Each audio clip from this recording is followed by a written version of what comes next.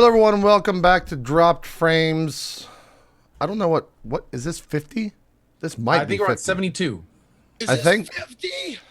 This is 50. This is week 50 because 48 was the Game of the Year show, the first Game of the Year of 2016 or final of 2015, and then 49 was the one from PAX last Friday. Cool. We made it 50 episodes, guys. We're halfway at 100, and then we can kill the show. And then, yeah, and then you're going to pull the plug. Yep. And then I'm finally done with you two. Yeah. We never have to I don't have to find guests. No, I don't know how to do Twitch without writing coattails. I need you all. I need you guys. My claim to fame will be I was on the 50th episode of Drop Frame. There you go. There you go. Now you got something, Ella. Now you got something. Yeah, I got something. You got something. Resume material. I hope everyone had a good PAX. Anyone sick? Anyone remnants of sick? I'm not sick. I'm For like once, I'm not kind of. sick. I'm teeter-tottering. I don't know. I don't know if I'm sick or not. I'm kind of in that boat. Like my voice is kind of like 80%. Yeah. I got that little bit of tired, and I keep thinking I'm maybe right on the edge of something, but it hasn't gotten worse so far. Yeah, I said fuck it last night and slept for 11 hours because I was just like, well, I got to stream for at least 8 hours tomorrow anyways with shows, so I'm just going to sleep in. We'll just see if it helps the voice. Took a shit ton of NyQuil and just passed out and woke up feeling a little bit better. Just a little bit. So we'll see. Gotta get that recharge. Dude, I had no guard on for PAX. I was like, I didn't either. I was hugging, I was kissing. Same here. I was boning viewers left and right. Yep.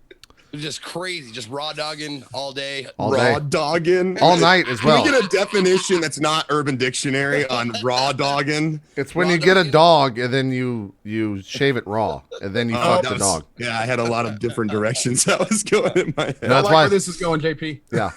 I'm on like a strict regiment right now. That before I go, I take all this like vitamin C beforehand. I got this actually from Limpy, who is a streamer. He's like, this is what you need to do, and I followed it this time. I thought Limpy was just your imaginary friend. He's like, yeah, Limpy. It's my porn name. Yeah. Anyways, so yeah, I was on that and took all the vitamin C and kind of washed my hands. But I did the whole. I'm a very touchy feely kind of person, so hugging, shaking hands, all that stuff. I was watching Gassy Mexican after he shook like everybody's hand. He was like, oh yeah. And he has the hand sanitizer. He has. I don't know why Gassy does this. He has hand sanitizer that I would use it in the morning at like 11.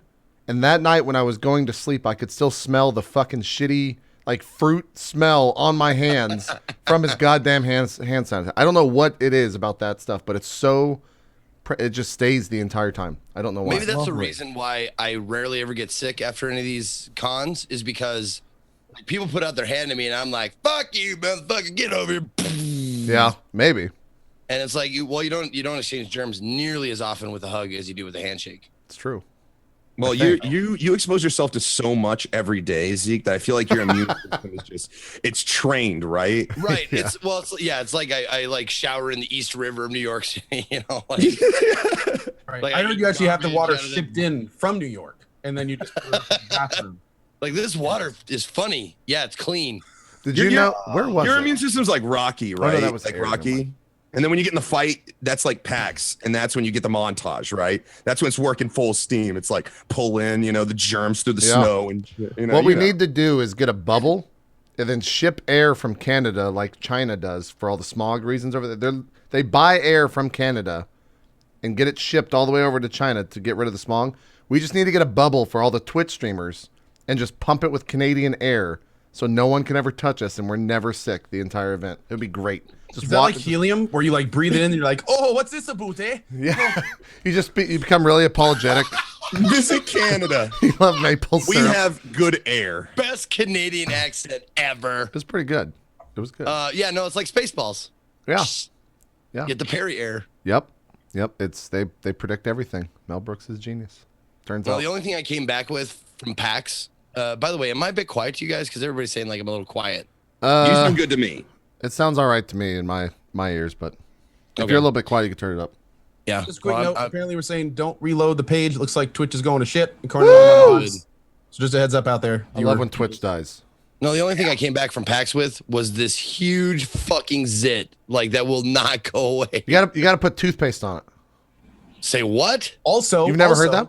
Extra strength eye drops. I've never heard that one before. What? Apparently, the same stuff that constricts the vessels in your eyes is Yeah. really good for helping zits. You put it on zits and it like I didn't know takes that. out the red and everything. If you get like should get a Okay. real minty toothbrush, Zeke, or toothpaste, and put it Yeah. on there. Yeah, the mint dries it out really quickly. You should just put mayonnaise on your face and like peanut No, butter. no, Yeah, mayonnaise is no, actually just fat. Don't put You're mayo just on your put face. everything on your face. They're fucking with me, like Some old wives' Trying to tale, put something's dog bound to work. You know, something's bound to work. You just put everything on your face. Little known fact: have your cat pee on it. Whoa. Yeah. there you go. That'll Monkey help. feces, If you can all find sorts. out- It has two good effects. It takes down the zit and it gets you fucking high. That's true. There you go. 2 in 1, man. Save some time. That's true. I don't. We talk about games sometimes, I guess. We also talk about PAX, which is, I guess, where we were. It was weird doing. If you haven't watched the panel yet, at the beginning of the panel, we didn't really have much to talk about in terms of PAX because we had been there for maybe 5 hours total when we did the panel from on Friday last week. So, like, I guess after that, what did you guys see at PAX that was interesting to you? I played Dreadnought, and that's about it. Are we talking about like just games, or are we talking about like PAX? Yeah, just PAX in general, man. whole What thing, was some man. cool shit? Anything you Man, saw. I got so many good stories. PAX was a little chaotic. Really? For me. Oh yeah, for me, it was got a little bit of chaos in there, like Okay. enough to be like dangerous, you know, and kind of, you know, I don't You know. had some crazy stuff happen though, like from your Uber trips to Yeah. like, you had like a bunch of random shit. Yeah, so like I don't like when I think PAX, I like video games is the last thing I'm thinking. It's Was this your first South? no, I went last year. Okay. You went last year? Yeah, it's like it's one of my favorites just because it's so small, right? And It is, yeah. it's bigger than last year, I believe, but I don't know. It just feels so intimate. It feels like you can get a lot done, but still interact with the viewers a lot and still be able to find time to hang out with, you know, your streamer buddies too, you know, and that's cool. I like that a lot. But yeah, no, it was definitely a much different trip than normal for sure. Well, what are the? I mean, you said these chaotic stories. I mean, you gotta spill the beans now. No, let's just move on and leave everybody wondering what's going on. Man, I had the weirdest thing happen to Man, me. the craziest thing happened. But hey, let's talk. Dot. No, I don't okay. know So what the the craziest first thing night we get there Thursday, right? Yeah. We land, and I'm trying to meet up with Tally for dinner. So we jump in this Uber. We meet this really cool guy. This guy that works in IT for dentistry, actually, and he works in the software, and everything's digital now. And he was explaining that with dentistry, which was pretty interesting. But I asked him if he played video games, you know, and he says, "Yeah, I really like Doom. I like the old school Doom. He likes to mod it, and he's just a big fan of Doom." But he tells us also that he's a really great driver. He's never, you know, been in an accident and all stuff. He's all, you know, bragging about it. So you can kind of see where the story's going. We decide, we get like, you know, he's driving us and we stop at the stop sign. The guy behind us is honking a little bit and we can't go anywhere because the dude in front of us is, you know, stopped. Yeah. And that guy goes and we're kind of annoyed. Well, we turn on the street and we're right where we need to be. Like I can see, I can pretty much see the restaurant. And he goes, okay, we got to do a U-turn. He goes, watch this is what he said. The last thing he says, watch. Hold on. That's the last thing you ever want to hear from anyone driving a car. No matter who it is, if they say, watch this, and then nothing after, you know you're about to Only fucking just die. in front of hold my beer. Yeah. Yeah. Exactly. Well, and that's when like if it's a Tarantino movie, watch this, and then like the title comes up. Yeah, exactly. 3 weeks earlier. Yeah, exactly. Yeah. So he decides to do a U-turn. Well, at the same time, and this was not his fault. It really wasn't.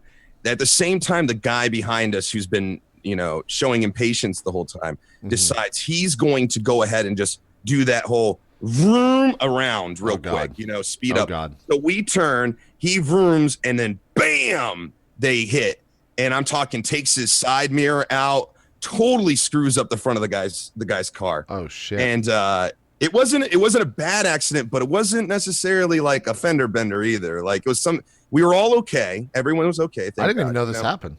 Yeah. I told some people, but you know, it's not like, I don't know. It causes panic. It's probably better you didn't. Yeah. I just, you know, I don't want to get people worried about me. So Yeah. So anyway, we get out of the car, you know, and it's like the most awkward situation being a passenger for an Uber driver that just got in an accident, because you're not really involved, you know, but you're there. And, you know, it's weird. So the guy gets out of the car, he walks up, they start exchanging information. But, like, we're just wanting to walk down the street, literally, like, a building over, just to go meet up with our friends. It's been a long time on the planet. So you guys just get out and you're, like, kind of walking off. No. The guy walks. I try to be so diplomatic, but also so, like, I'm out of here. So I'm like, hey, guys, is everybody okay? And they're like, yeah. And I'm like, well, you know what? Just remember, that's the most important thing. And you guys, you know, good luck. And we're going to go ahead and grab dinner. Cora and I just like, well, we left our information first, you know, like we left our information. So I'm like, well, the most important thing, I try to be diplomatic, you know, leave and get out of there. But that was like the first thing that happened. For comedic value, you should have, the second it happened, you should have just thrown the door open and then just fucking ran for it. Just to see how they react. Oh my God. Yeah. That would have been best. I mean, if it was a movie, maybe. In real life, you're like, wow, we just got in an accident. Yeah. Is everyone all right? You know, you're thinking of, yeah. It reminds me of like those, the Jackass. I'm disappointed in myself now. The Jackass skits they used to see when like they would bump a trunk and then Pontius would like run out completely nude of the fucking trunk and everyone just stares. That's what I was hoping it would be. But God, me too. I wish that we're on the same page. Ideas for the next time you get hit in an Uber. There you go. There you go. I'll just start taking off my clothes and running. Now, outside. did you give them? The question is, how many stars did you give That's the guy? exactly. How many? What did you rate him? Oh, what did I rate him? Oh, 5 stars. I mean, the guy's never been in an accident. Did you write? Did you write? You should have written like. Did you review it 5 stars? He got in an accident. I did put a comment and I forget what the comment was, but I remember being like, they're gonna read that and they might giggle to themselves. And that was it. But I can't remember what I put. Oh man. Because when you get an accident, your head's in a different place. You know, you're just like, yeah. I don't know. You're not, PAX for me was weird because like I'm from San Antonio and I kind of got this last year, but this year especially, it's weird being in a city that you grew up in, but never leaving downtown, because it's absolutely not like San Antonio whatsoever. Like all the prices are fucking jacked up on the Riverwalk because that's where all the tourists go. Most of the better food is like on the outskirts of San Antonio rather than downtown. I just felt like the entire time I was like, this actually isn't San Antonio. Like this is just a lie. No one's actually getting an experience. And yet you don't bother taking your friends to these awesome places that you tell us about. It's because actually hold on. we did last year. Yeah, well I took Barbecue. but it was he didn't take you, Zeke. We weren't that friendly. It was a 45-minute ride out there though. Like a lot of times you tell people, hey, we're gonna go to dinner, and they're like, okay, where is it? And I'm like, well, it's a 50-mile Uber. They're like, I don't want to go do that. Like, I want to sit down immediately. That's the type of response I get. So I want to do that shit. That's what I want to do. That's why. Okay, that's my PAX. Like in like a basic like one-liner synopsis of PAX, it's like say yes to everything, experience everything. Gotcha. Somebody like why I go to these cons is to like meet new people and see new shit. Okay, next year we'll do it. Yeah, I'm in, man. Let's. I mean, if we go to East or whatever, let's find a fucking place out of nowhere and just go there and eat or whatever. I'm in. JP knows food. That's what I've learned. A lot about JP, but one thing I know for sure is JP knows food. Some of the best meals of my life have been with this gentleman. He knows his food. And Wagyu. And Wagyu, yeah. And Wagyu. Somebody in chat just said, why are we dressed like Teletubbies? Oh, yeah. This job is brought to you by Teletubbies. Yeah. You got the purple, the yellow. Yeah. Here's my little Wagyu card, by the way. Teletubby. It's like, no, guys, go on without me. It's all right. I don't need to go to Happy Mountain. It's fine. I'll just stay at home. Gassy Mexican's totally the sun. He's totally the sun, by the way. Oh, I was thinking Zeke should be the sun. Like with that new meme that he is in Oh, the morning. yeah. Like, Oh you know? my good God. That's true. He could be. That's a decent story. Co, did you get the same card I did for this Wagyu beef thing? Is the name of your cow Sakai? Sakai? Hold on. Paternal name Miho Kuni? There it is. Yeah, that's exactly what I have. This is our certificate of authenticity that came with our Wagyu steak. It says the name of the steer, the average weight, where it was from, like the whole 9 yards. It's absolutely ridiculous. It's I thought it crazy. was so ridiculous that it is now pinned to my wall. I like That's fancy. I like that they have a carcass number. That sounds so unappetizing. Yeah, the carcass number is 350. I also feel like I'm giving away personal information for some reason, but I guess this doesn't matter. Like, could they go look this up? Can you go look up the cow that we ate on MiyazakiWagyu.com? You don't want to because you're going to find all about its past. It's like a Facebook for the carcasses, right? So you get on there and you learn about its name. No, like it says it slaughtered and fed you. It says the harvest date was October 8th, 2015. So yeah, it was the worst day in that deer's life. Until that point, it was enjoying itself. It's his last memory. They probably just like rubbed some soy sauce in him and then just slit his throat. He probably had a good time. Anyway, like a card. I wonder if it's does it read like a Playboy card? Like, you have one of these, do you not? Walking on the grass and like feeling the sun on his back. It says his turn-offs. It says the feedlot cooperative, the owner, the birth date. He was born on April 27th, 2013. He or she. I don't know if this is a female. Oh no, this is a male. This is a male. He was 29 months old. That's not that long. That's kind of a young cow. And then they have all the stuff in Japanese as well. So there you go. That's the information. Press F to pay respect. Yeah, can we get some pay respects for Sakay? Poor McBeefy is somebody's meal today. Oh man, that was good. That's funny. So you guys actually got that at a restaurant? Like they served that with your steak? It's in San Francisco. Wow. It's at a place called 5A5 in San Francisco. Yeah. Man, it's good. To feel bad. They're like, not only did you pay, $200 whatever for the steak, but it had a name. Yeah, the guilt is free. The guilt is free. Yeah. Now, I grew up in Montana, so I've been to lots of ranches and shit. So that shit's commonplace. Yeah. It's like, yep, old Frank over here, he's gonna be ready in the spring. We're gonna chow on him. Yeah, the pig's just sitting there smiling, like eating out of a fucking stuff. Yeah. What I need to do now is go to like Chili's, and when they serve me a steak, I need to be like, do you actually have the identification number of the cow? What carcass number was this? You like order like a Caesar salad or something with chicken on, and be like, can I have the carcass number, please, of this chicken? I'd like to get to know this chicken more before I decide to consume it. Jesus. Anyways, yeah.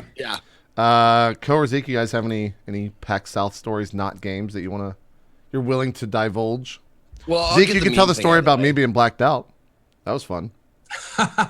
Dude, I was this close to making up like an elaborate, like, hey, when I saw you on the street last night, I was thinking of tweeting it out and like that's coming up with some before. backstory and see. Yeah, I was gonna go the whole line. But no, for me, like PAX was really fun, but there was so much going on, like in terms of meetings and things I was doing. Like it, in a good way, it felt more like work than a lot of other PAXs. But what was great is even though I was doing so much stuff, the atmosphere at PAX South is so much more relaxed than other PAXs that the time that you have that's downtime is so chill. Like I had such a good time just hanging out at the Twitch booth. I only hit like 3 different booths, walked the floor twice.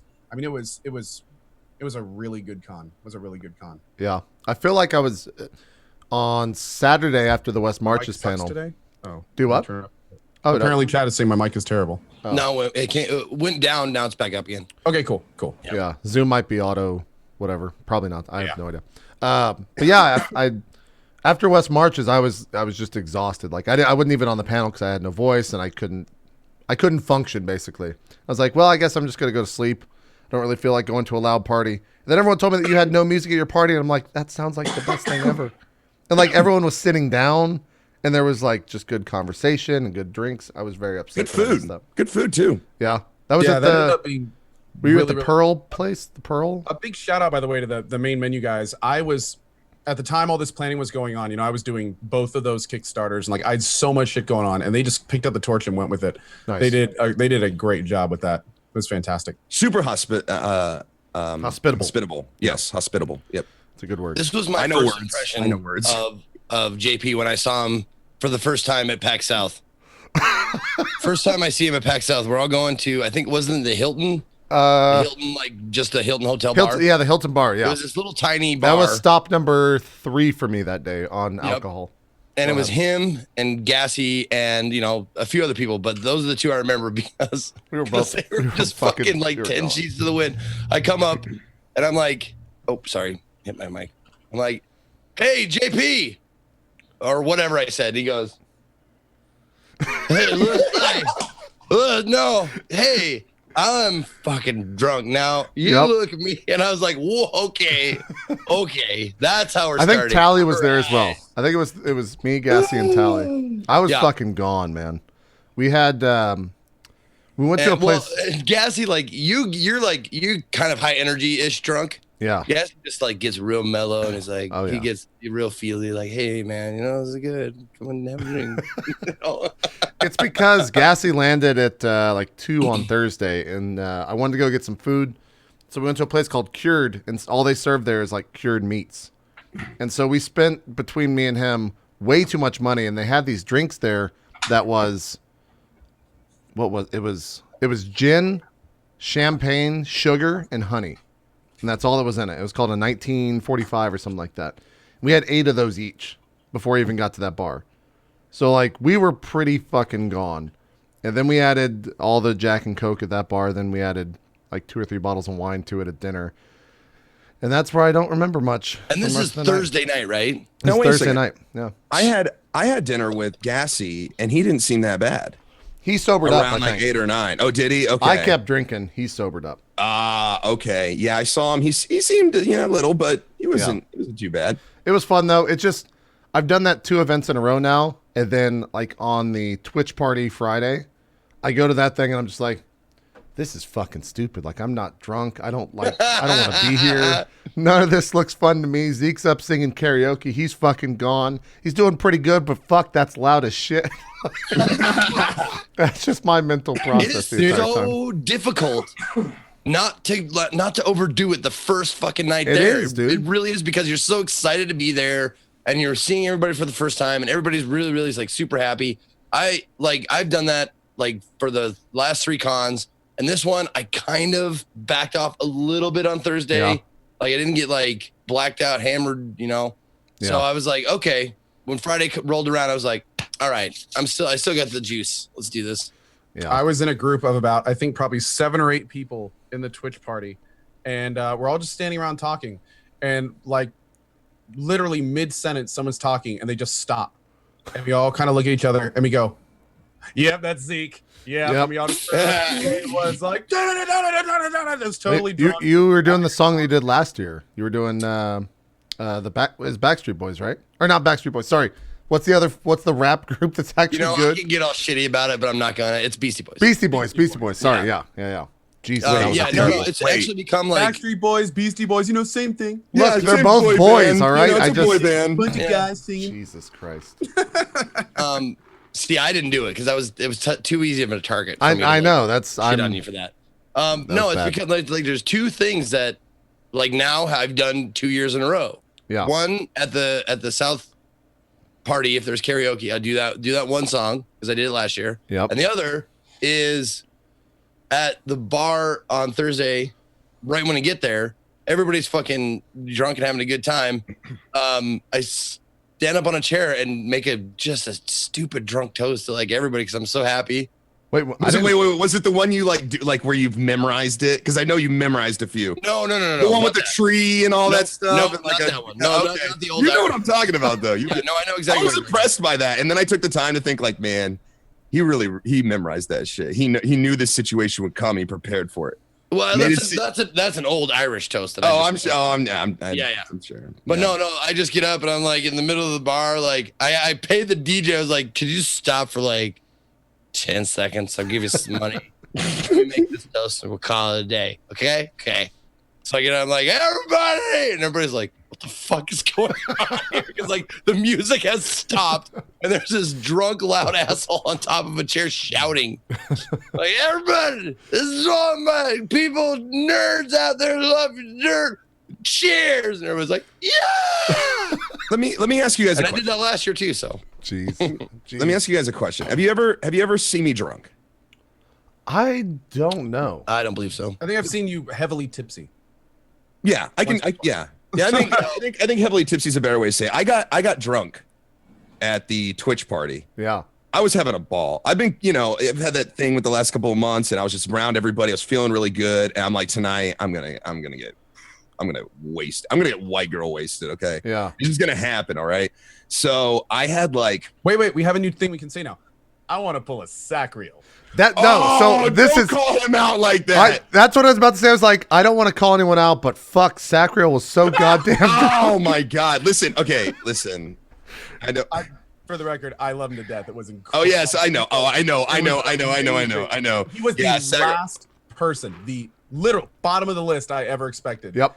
Yeah. I think I started that, by the way. He hugged me and he whispered in my ear. He's like, "I love you, man. I know you and me brothers.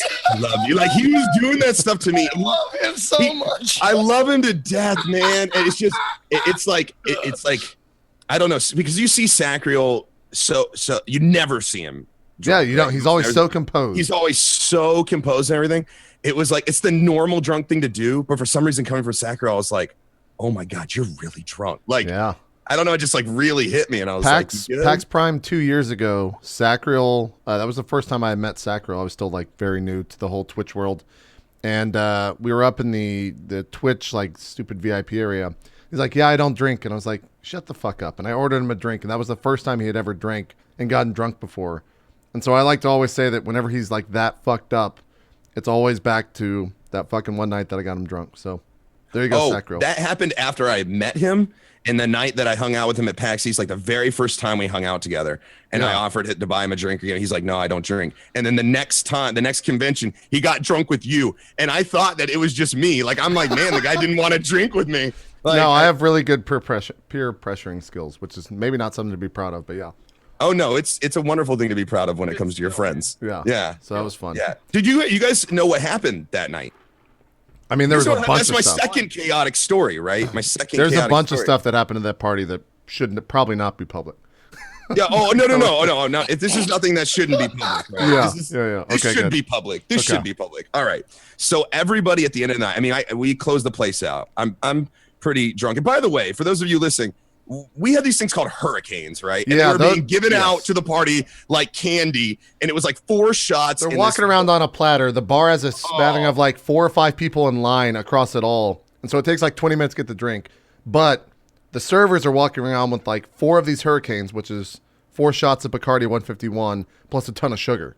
Whoa, 151 was in that? Oh, dude, no, it was like 4 shots, and it was each, and it was, and you couldn't taste it. It was like Kool-Aid, man. It was dangerous. It's dangerous, and everyone was drinking. So at the end of the night, we're all like, they're ushering us out and everything, and everybody's drunk, and they do what happens at the end of any party that you're getting pushed out of a venue. Everybody crowds around the front door, and everyone gets on their phone because they're all ordering Ubers. They're all getting Ubers. Yeah. So we're sitting there, and I don't like big crowds like this, so I kind of step aside a little bit. And we're all, on our phones, and all of a sudden I hear some commotion, and I look up and I see this huge dude hit the ground in front of me. Uh-oh. And this guy, the fight.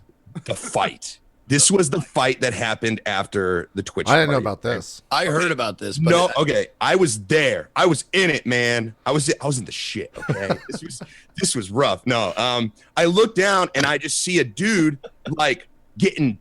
And like he just hit the ground right in front of me. Jesus. And after that, I look up and I'm just seeing chaos, right? Things are starting to get crazy. It was like one of those YouTube videos you see. It had everything. Had the guy like fight, one guy get knocked out, the friends get involved, the girlfriends are like, no, sweetie, don't hit him, that kind of thing. It's like going nuts, right? Damn. And I look up, and my first thought is oh my gosh, is it Twitch people fighting? Is it not? I'm realizing this had nothing to do with Twitch. It's like somebody just had it like put this gang fight right in the middle of all us geeky nerds, and this was going on. So I look for Cora first, and I see Cora. She's good. She's with my friend DJ. She's fine. The next thing I think is, where's Rampage Jax? That's what I'm thinking right now. Is like, hold on, where's Rampage Jax? We us nerds finally have representation. All right, exactly.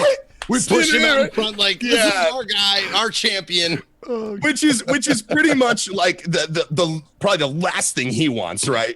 But that's what I thought is like, where's Rampage, man? She's getting real. Like we need someone on our side, the Twitch side, and it like, man, it went on for a little bit. But here's the thing that I saw that cracked me up the most. It made me absolutely love this individual. One of Coh's mods, Danny. Okay, This guy's. I couldn't. This I couldn't guy. believe this the next Prop, day. prop Danny, right? Yeah, prop Danny. In the chat right now. In the chat. In right the now. chat probably right now. This guy, what a hero, man. He was ready to throw down. Like when I think of like the least likely people to see like getting in a fight or whatever, I looked up and he was like, let's do this. Like he was ready to go.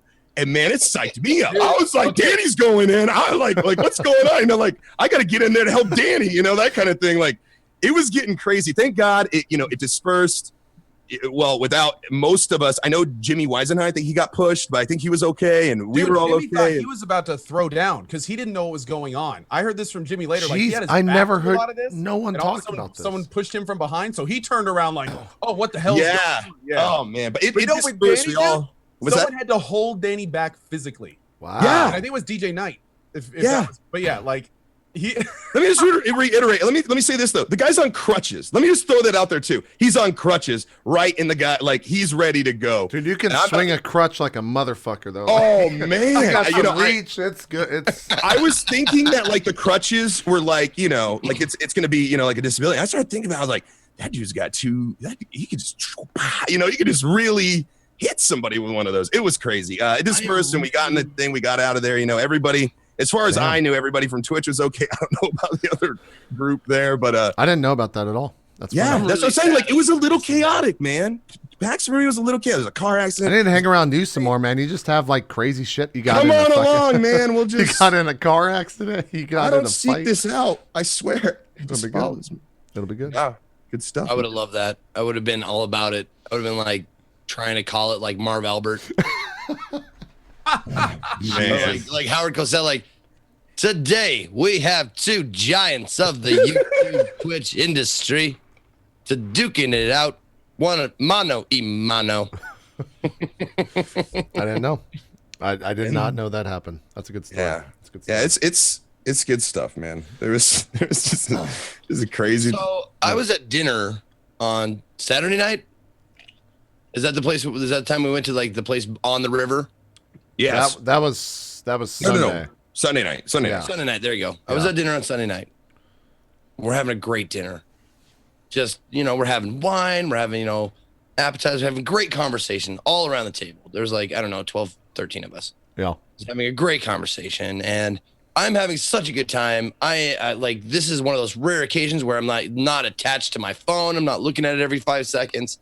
I'm just sitting there just enjoying myself. Did you get one of those pomegranate margaritas or not pomegranate? Whatever those fucking the crazy. one you guys are drinking on the other end? Yeah.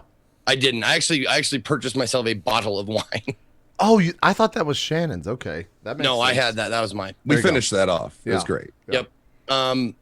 And so we're having the greatest dinner. The conversation is great. We're sitting there for like 2 hours, not even checking my phone. It's like, all right, what are we doing now? Like, a bunch of us are going to Dave and Buster's. Okay, let's go Dave and Buster's. So I'm walking down to Dave and Buster's.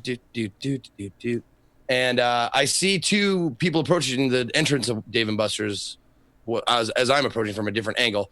And they're giggling like schoolgirls. And turns out, if I'm not mistaken, it is Faustus and Brotato. Okay. Sounds And they're right. giggling- Sounds they're right. Sounds about giggling right, because yeah. they have seen me. They're like, okay. I'm like, what the fuck is your problem? They're like, what? You haven't seen it yet? Oh, Uh-oh. I haven't seen what? What haven't I seen? Check your Twitter. Check your Twitter feed, man. Oh. Oh my god! Check my okay. So I look at my phone, and my fucking face is all over Twitter. Like people have changed their like profile pictures to my face, and I'm like, where the fuck did this come from? So there's a face out there on Twitter. Yeah, that face right there. It's glorious. Isn't it glorious? I had no idea. And that's kind of what happens, I think, with memes. Like, you don't have a chance to, like it just blows up without you. Right. And that's what happened. Like, it was fucking everywhere. It was all people, like, saying, like, that feeling when, you know, whatever happens. And then you put that face on. You poop your pants. Yeah, exactly. That feeling when you poop your pants. That feeling when you get up, you finally get your chance to get a hurricane, and they're all gone. So Zeke, you I are like that gonna kind of make shit. that an And it was emote. fucking everywhere. I had no idea. Like, I don't know how memes like take off. Like, I think it's just like luck and the drive to do it. Wait, do you consider yourself lucky? I suppose. I mean, yeah, sure. Okay, and I think you should. I see where you're coming from. Yeah, I don't no, think I can people would honestly immediately consider themselves lucky to necessarily be a meme, because you're lucky that yours is a good meme. Yours is like a fun, okay meme. I'm not a meme like for saying something like shitty and racist or like homophobic or something like that. I might be like a little bit like, you know, turtle like, oh god, you're still a lot of time this left. one was just a dumb look on my face that just went everywhere. So you know, I'm in the process of making that an emote. I played along. Right? You know, I tweeted, like, my first tweet was like something like, "I am become internet destroyer of memes," or something like that. And you know, and what? Yeah, my camera just broke. It does look a little bit broke. Oh, it's like going. It's popping. Yeah, it's like your camera is dropping frames. My mic is low. I should just log off. My face when my camera breaks. I know. Can you just put Zeke's face over me, JP? Can we just make that happen? Yeah, I could make something like that happen. On this episode of Skipped Frames. Oh, do Vogue. Strike a pose. Vogue. Yeah. You're a tiger in the savannah. Give it to me. You have a story, but also a little mystery. Yes. Don't stop. Yes, keep going. Yeah. No. Yes. Give me that. That is working so well. That's doing so good. Yes. Show me your mystery. You're heartbroken, but you just got back from the war. There's a pigeon in front of you. You're feeding the pigeon. Now it's left. Pigeon's got to that way. Yes, it's perfect. Yes. Wow. Wonderful. That worked. Wonderful. That was so good. That was great. There's enough of a delay that it just makes it perfect because he's varying up the stances enough. It's good. It's good. I don't know what the fuck your camera's doing though. I love that line. I got that from Bikeman. You're a tiger in the savannah. I love that. You're a tiger in the savannah. There you go. So all right, I'm actually gonna try to shut my camera off, so it may mess things up. Oh, it's gonna mess it all up, but it's fine. I think you made it better, honestly. Yeah. That did work. Now you're Zeke. Zeke. Now I'm Elohim. Turn your camera off and turn it back on. Okay, but can I just say, good show while I got CohhCarnage. All right, now Zeke, do the same thing. Okay. It's like musical chairs, but it is, yeah. It's cameras. There we go. Anyways, we went off on a kind of a drama tangent. That was fun. Not that many people talk about that stuff, so it's good for people to hear about that. I gotta give credit where credit's due because during all that is Zeke, for the love of God, please make. Oh yeah, are you gonna make it an emote, Zeke? You got to make that an emote, man. Like it's. Nope. Oh, you should. Can I? You know what? That's funny. I think during that whole business, there were people asking me if they could combine their like an emote slot a piece.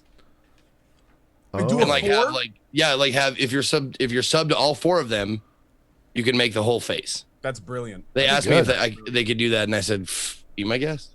Wow, that's awesome. That's really cool of you. That is really cool of you, and that's a good idea by them. That'd be good. Yeah.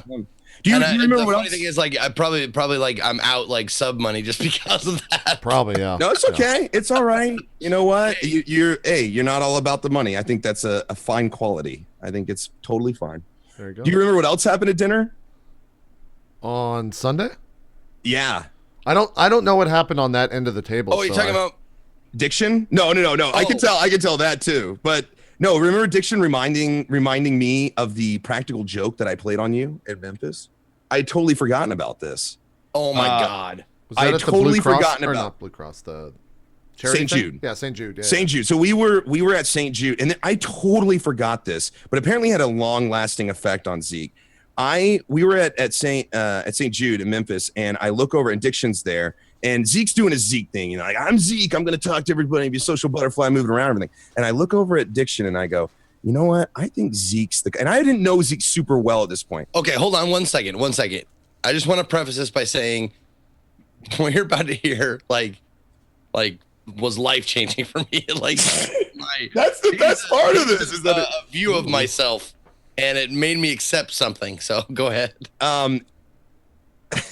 So I look over at Diction and I go, you know what? I think Zeke's the kind of guy that really needs people to like him.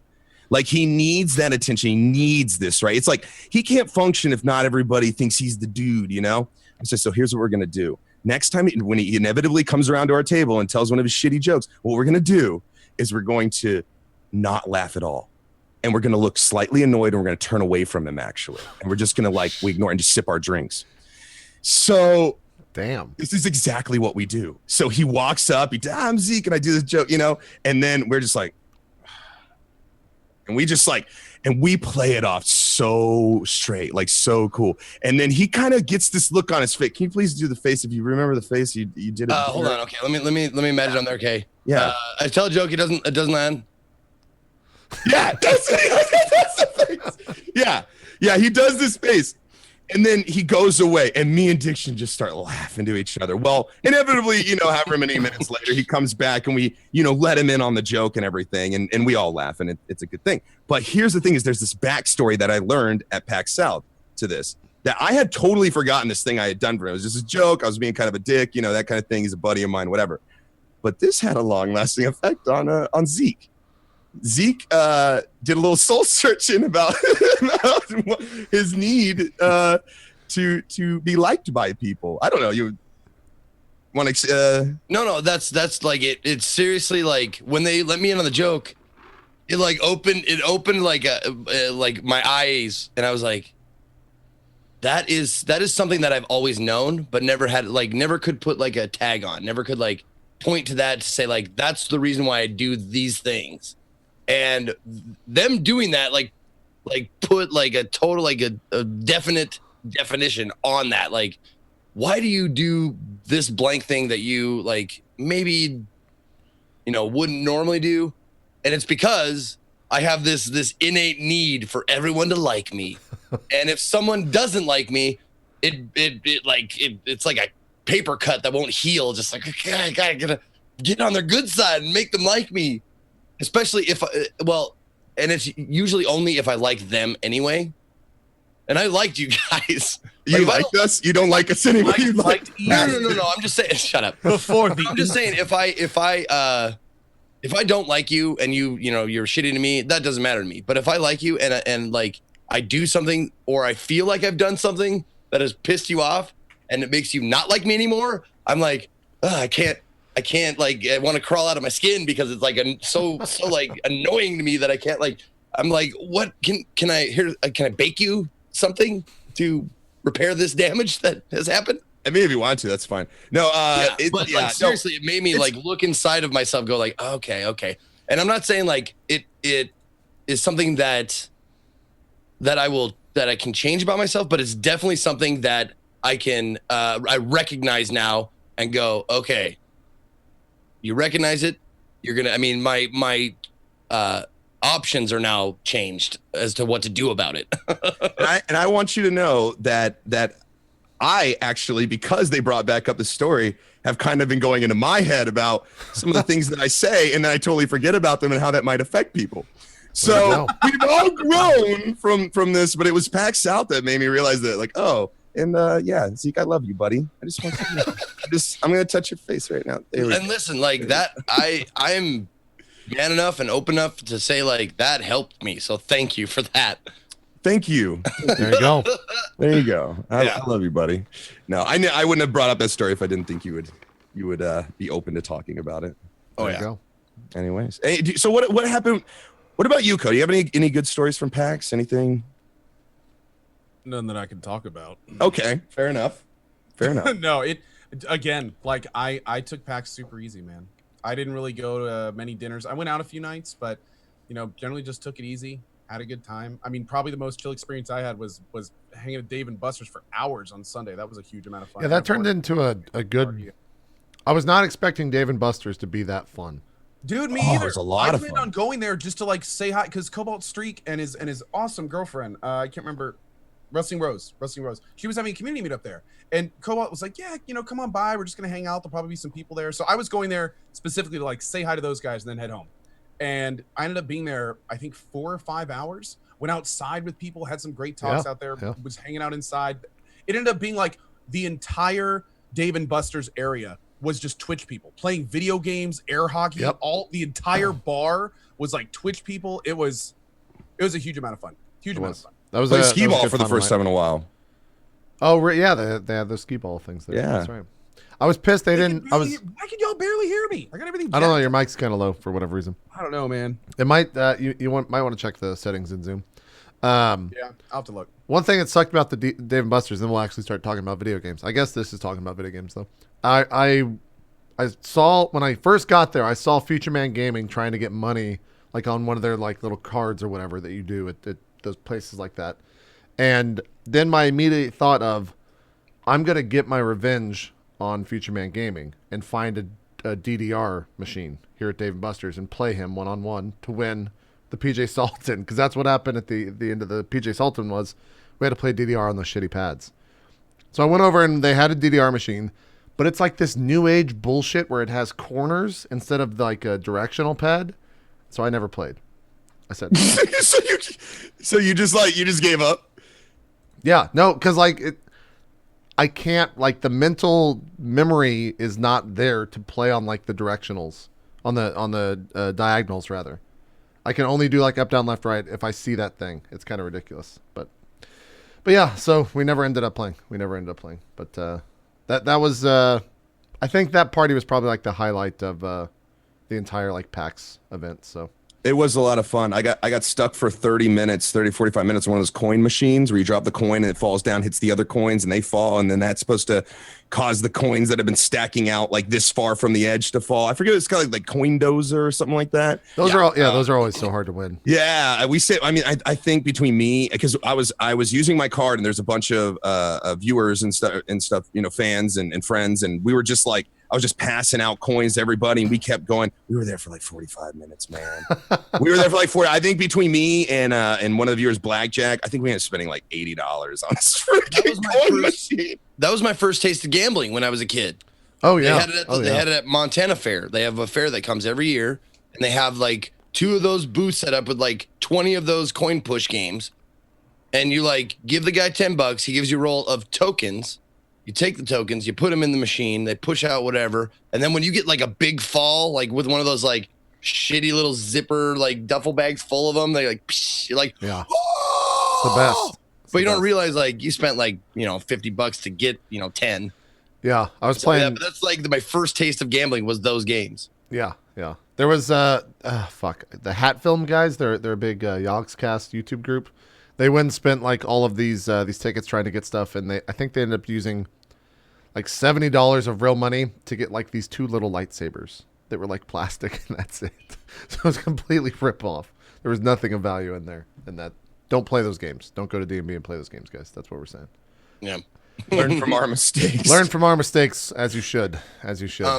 Before we get on to games, I mean, I think there's like we can talk about like some panels and stuff. Yeah. You guys, when I say you guys, Co and Ellie, you guys were on a lot of panels that were those streamed or not? One was and one wasn't. Okay. Yeah, I guess talk about those a little bit. In the morning, we did a panel that was not streamed about ethics in streaming. We talked a lot about taking on sponsorships, how to act professionally with other broadcasters, viewers, companies. I feel like the information was, I think most of it was pretty no-brainer, like our gold farmer is bad, that kind of stuff. But I think we touched on some things that maybe people didn't really think about a lot. Maybe gave them some insight into the whole sponsorship, how to go about working with sponsorships. And I really enjoyed the panel. It felt a little rushed, but other than they always that, are. I think an hour is such a short time. Yeah, it is.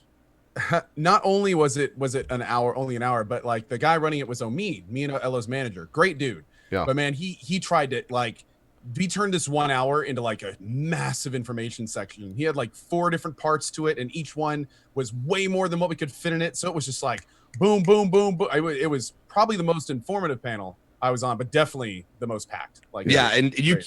Asking us, you guys have seen me on this show now for 45 minutes, I think. Asking us to keep anything at any length and not ramble. Right. Telling you this is taking me forever. Like, it's tough, man, on those panels. But the other one, I think I got cut off 8 times.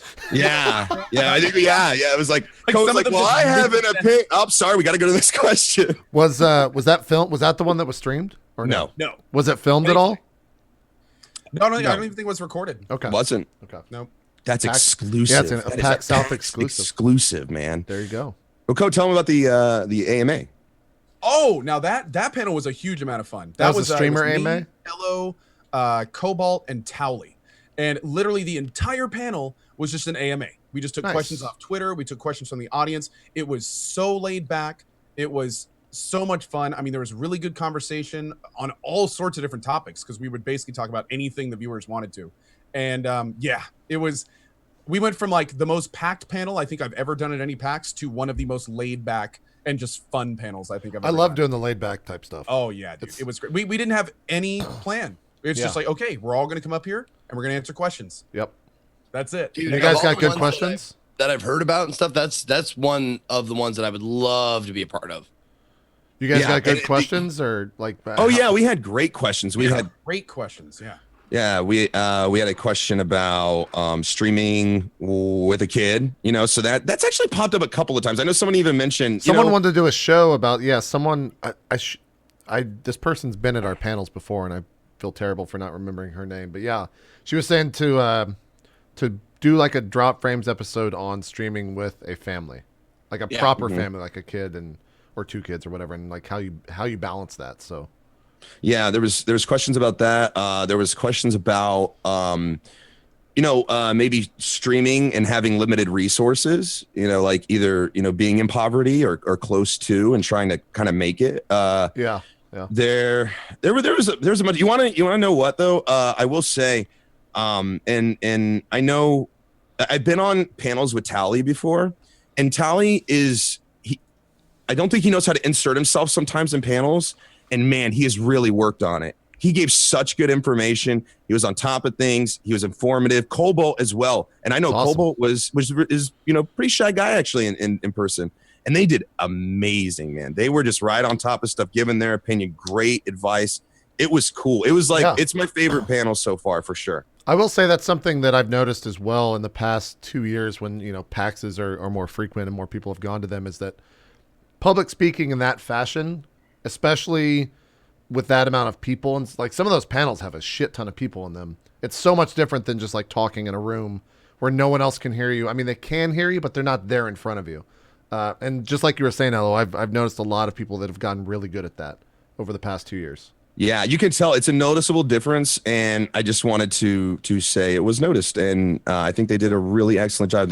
I think some of us get really comfortable sitting in front of our computers, and this camera is just an eye looking at us, one eye, and then when we get in front of people, it's like, oh, these are actually people looking at us, Yeah.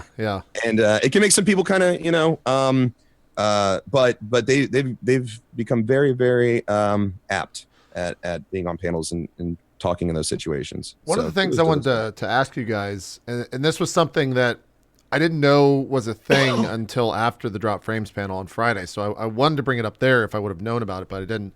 So we'll talk about it here. Nerd Fusion shared a booth, a proper PAX booth with Mindcrack. And I wanted to know like what you guys first influencer like booths things, like yeah. we're trying it with them. Huge step forward. So like what do you guys the booth was pretty simple. I mean, it had some chairs. They were selling their merch out of it. I don't obviously know if the return on investment was there, and I'll probably never know that. That's not my information to know. But like, do you think that's a future? Do you think that the influencers of Twitch and YouTube step outside of the Twitch booth, the YouTube booth, and kind of do their own booth? Like, is that something you guys would want to do in the future? I guess for the OP group, you guys seem pretty established. Is that something you guys are thinking about for future events? I don't want to speak for Omid and what he's doing with the OP group, without but from what I gather, I think Omid and the OP group is cool with just kind of being behind the scenes.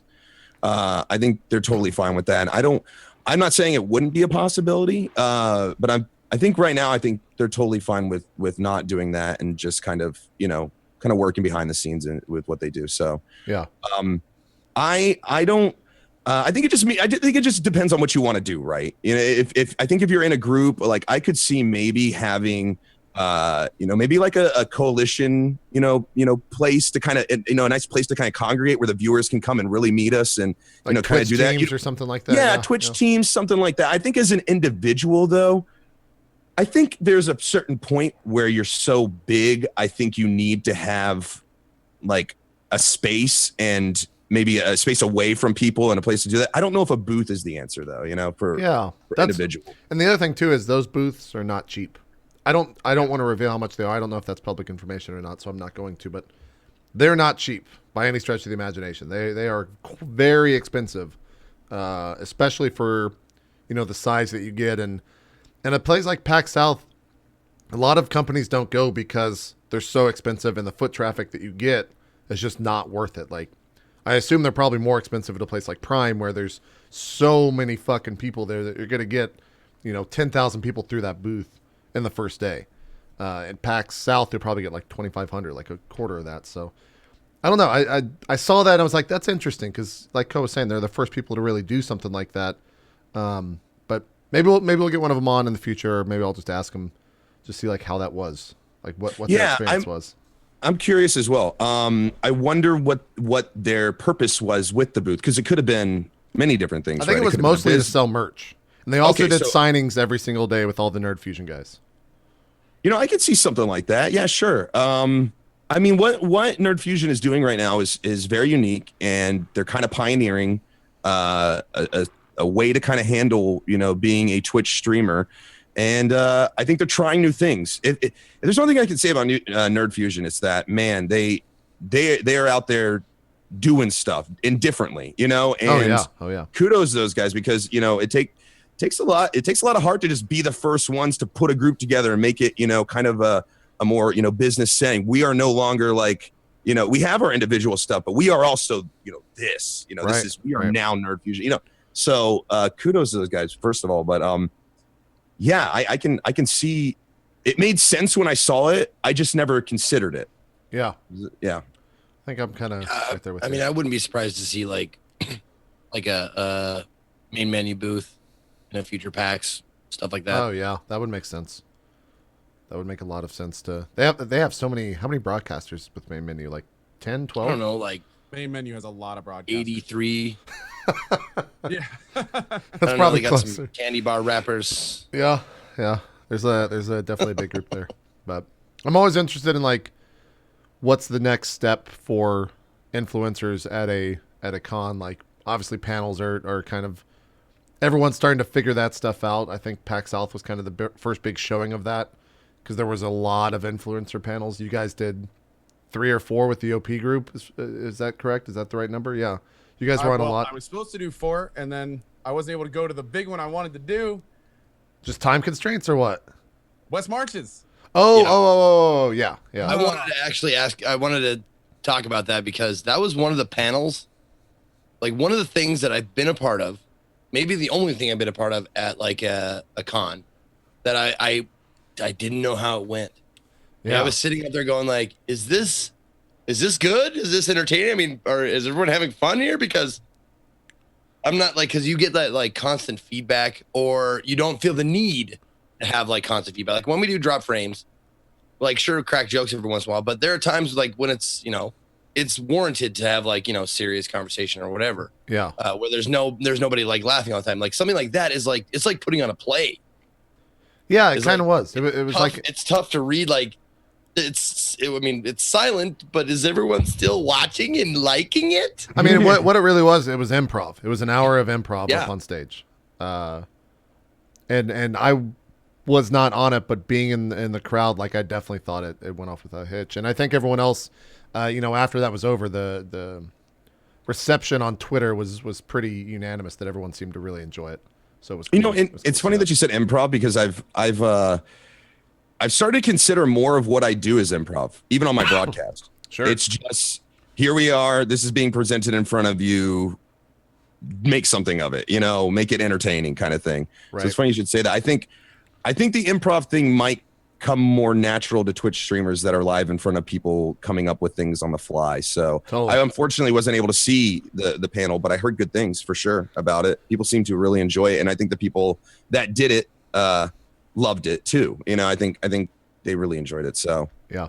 Yeah, no, I got nothing but positive feedback about it. Also, I heard so many good things. Oh, there goes my camera. There goes your camera again. Shit. We'll take a break here in like 15, 20 minutes, so you can just hold out till then. Just keep doing funny faces. Zeke, do you happen to remember that enforcer's name? Because I would love to give him a shout out for staying after and like taking all the photos.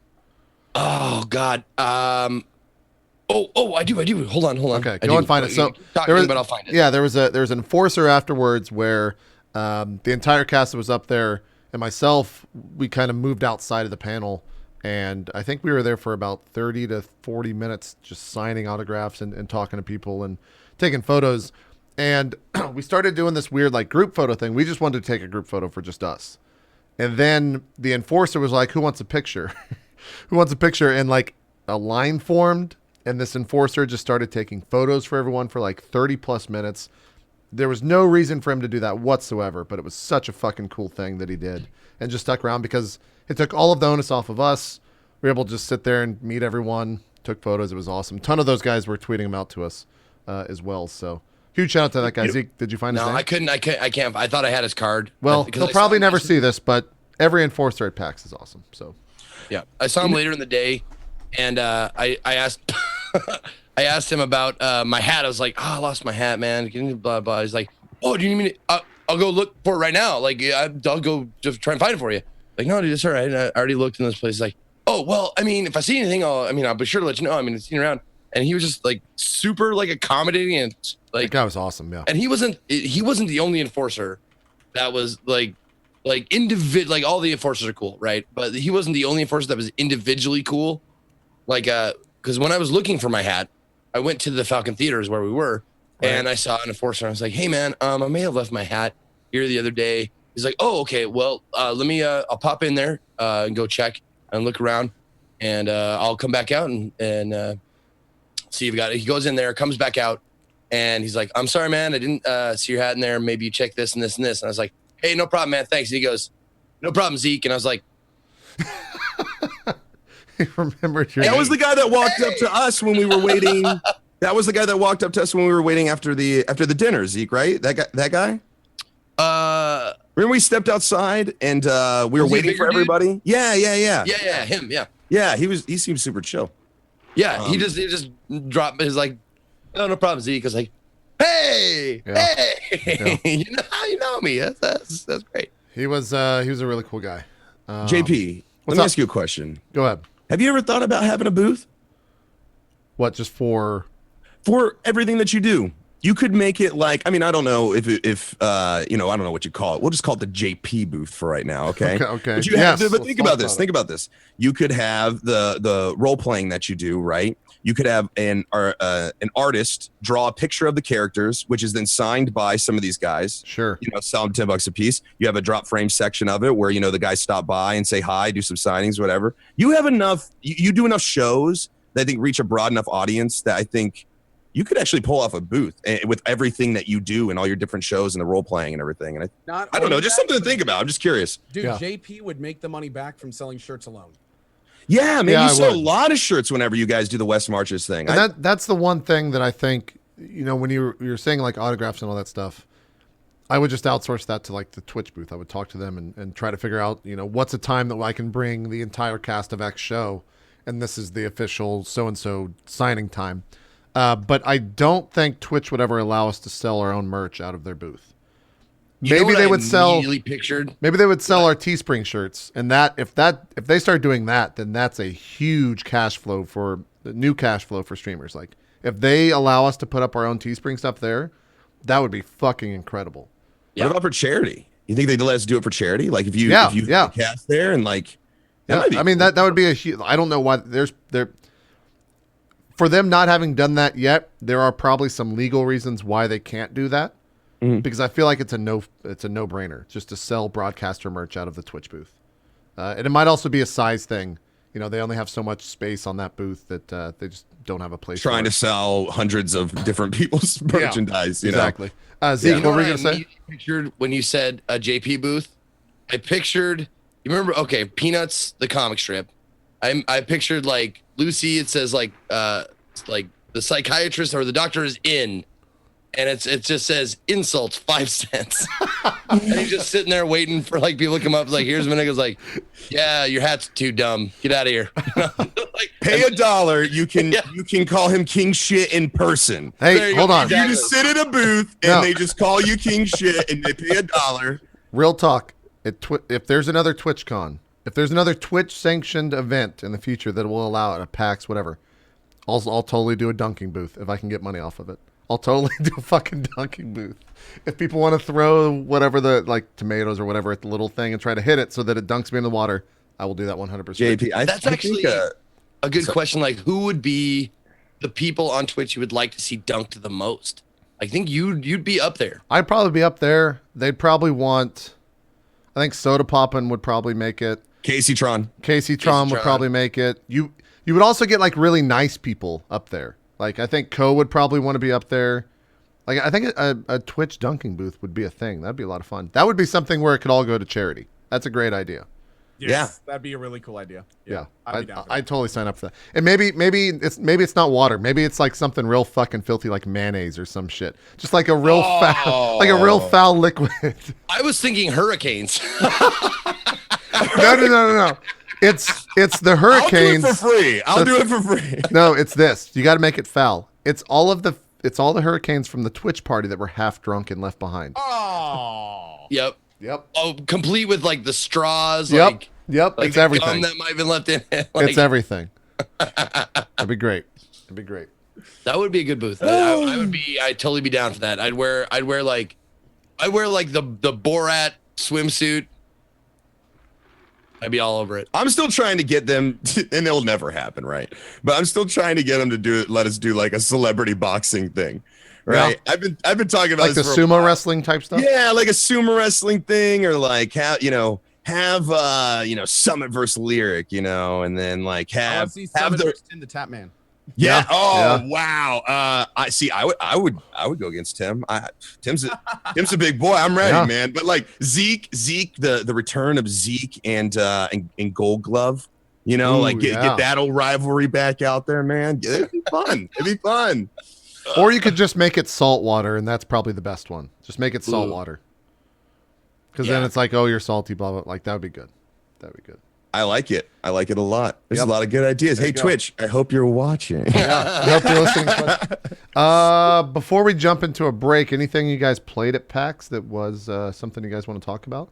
There wasn't really too much on the show floor besides like Dreadnought, it was there last year. But they had a lot of shit to it. It's still fun. Which is a PAX only game. Yeah. It's the only game. It's the game that you only play at PAX. Exactly.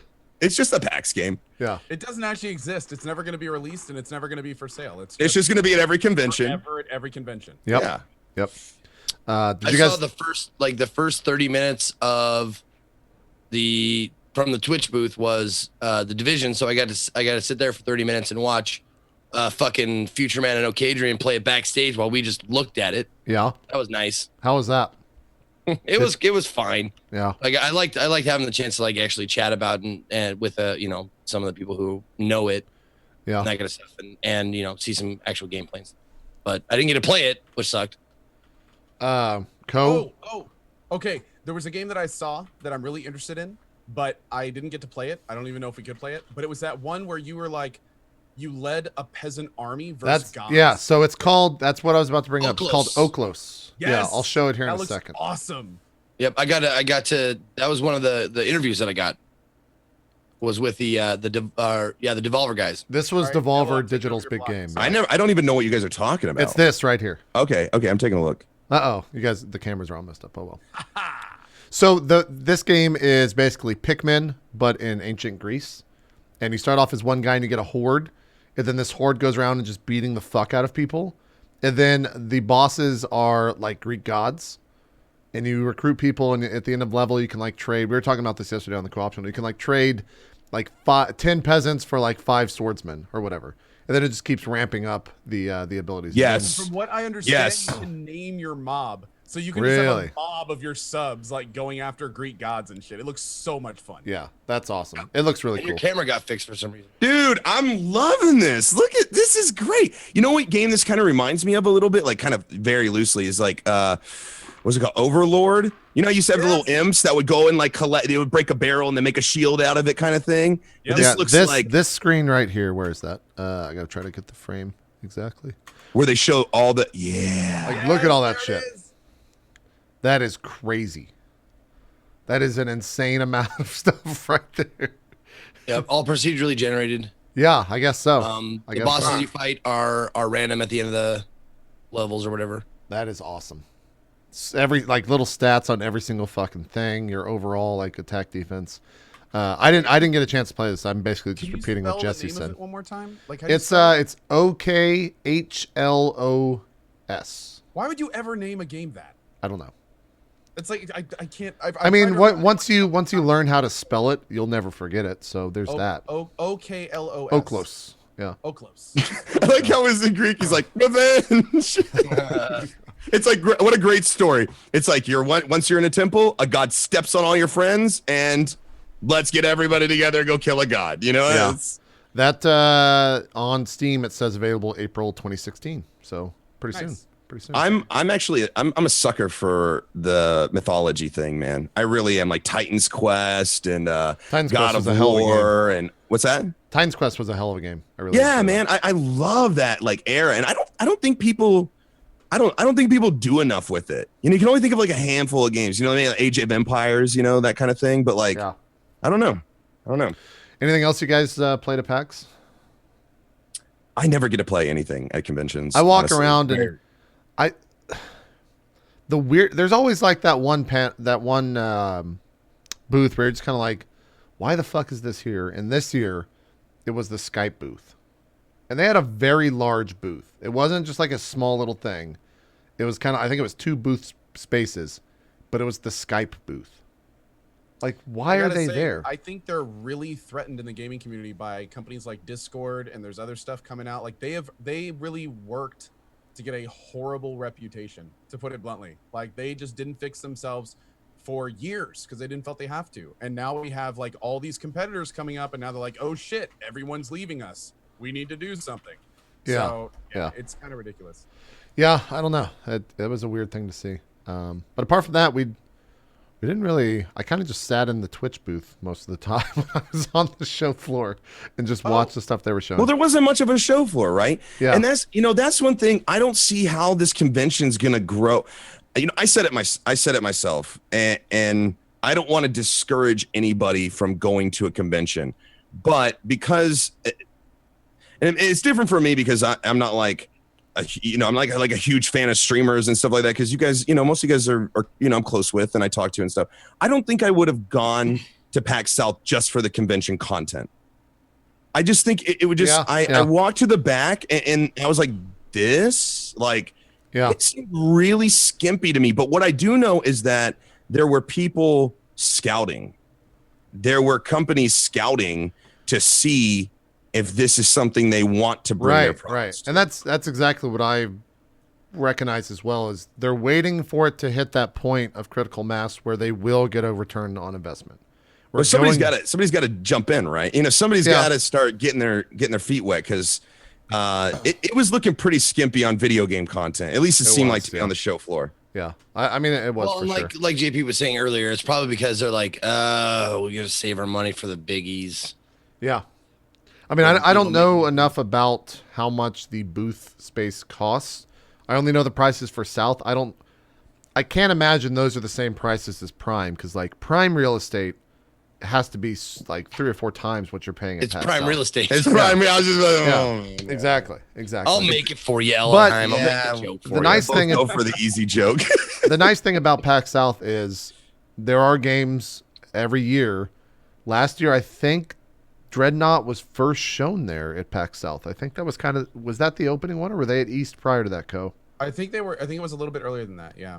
I feel I think that like PAX South was when everyone was talking about Dreadnought last year. That was like its first big moment. I feel maybe I'm misremembering, but like this year, Oaklos has been mentioned now on 2 huge podcasts here, ours and Co-optional on Twitch. I see a bunch of people doing coverage of it. Like, it's great for Devolver Digital to be able to get this game out there in the forefront, and there's not really much else that people are talking about.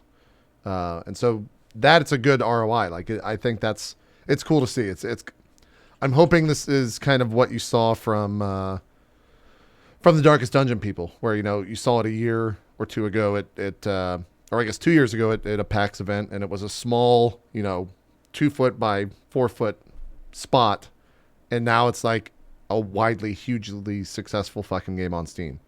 And so that's the hope, I think, for a lot of these people that go there. It'd be really interesting to like talk to a smaller indie group that goes like a PAX South and their experience with all that. I'd be super interested to hear.